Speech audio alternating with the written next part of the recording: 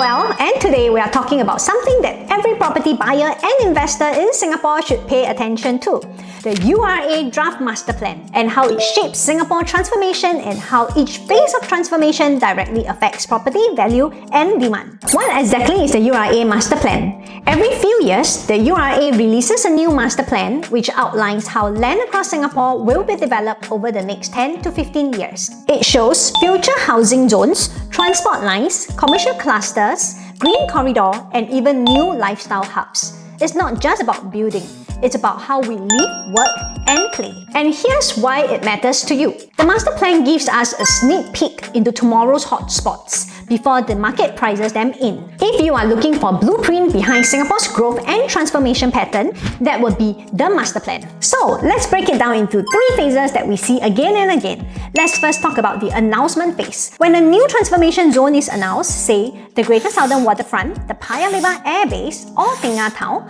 this marks the start of the opportunity. At this stage, the area is still underdeveloped. Prices are relatively affordable because the vision hasn't materialized yet. If you are an investor, you will recognize the long-term potential and enter at this stage. You're buying into the future, not just the present. In other words, you are not buying into what's there now, but because of what's coming. It's about potential.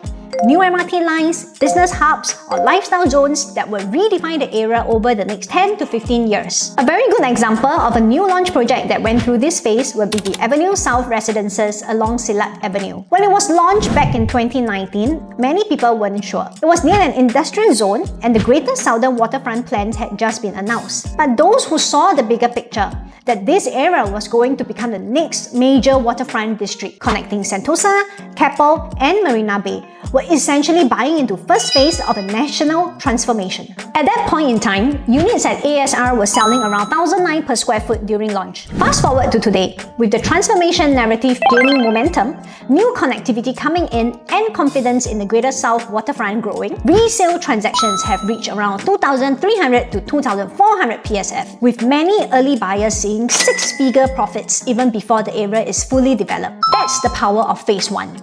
It's not about what's there today, but what's coming next. Once key developments are completed, MRT stations open, commercial hubs launch, or new amenities are operational, that's where the completion happens. This is when demand rises sharply. Most people want to live, work, and invest in the area because the convenience and lifestyle appeals are now tangible. In this phase, we typically see price growth and stronger rental demand, as buyers who were once skeptical now see the transformation in real life. An example of this will be the Kopar at Newton. When it was launched in 2020, URA had already announced plans to rejuvenate Orchard, enhance Newton as a lifestyle and residential gateway, and strengthen the central area as a live, work, play district. At that point, Kopar sat right on the edge of transformation.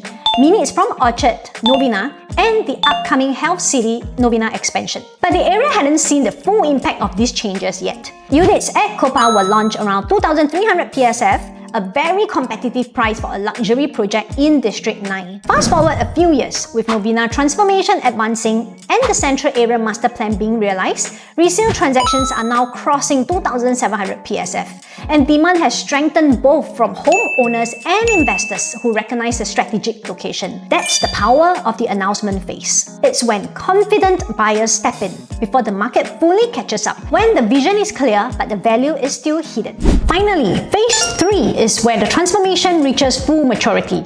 Homes are built, communities are thriving, and now the final pieces of infrastructure are coming together to complete the vision. At this stage, property values stabilize but maintain premium pricing due to livability and reputation. If you have noticed, URA has changed its vision to build a Singapore that is livable, inclusive, and endearing for generations. What does this mean? It means creating a neighborhood that is inclusive, supports diverse housing and lifestyle needs.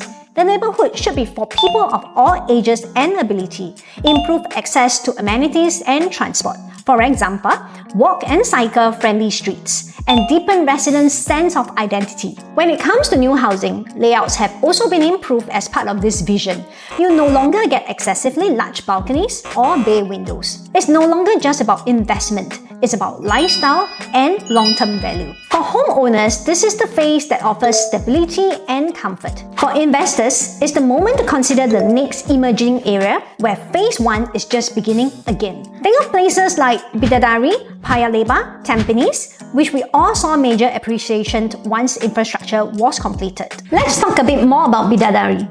When URA first unveiled Bidadari in the 2014 Master Plan, the vision was to create a community in a garden, a next-generation town surrounded by lush greenery, smart infrastructure, and integrated amenities. Fast forward to today, that vision has taken shape beautifully. The new Bidadari integrated transport hub, connecting MRT, buses, and retail, is slated to become one of the most connected hubs in the city fringe. Add to that, the upgraded road network, cycling path, and park connectors, and suddenly every part of the town is within easy reach. This is where infrastructure meets livability, and that's what truly anchors long-term property value. Just look at the Woodleigh residences, launched around 1,800 PSF, now with the most recent 3-bedroom transacting at 2,723 PSF. Even the surrounding MOP flats are seeing strong resale demand, with 4-room flats sold for more than $1 million. This is the effect of infrastructure in motion.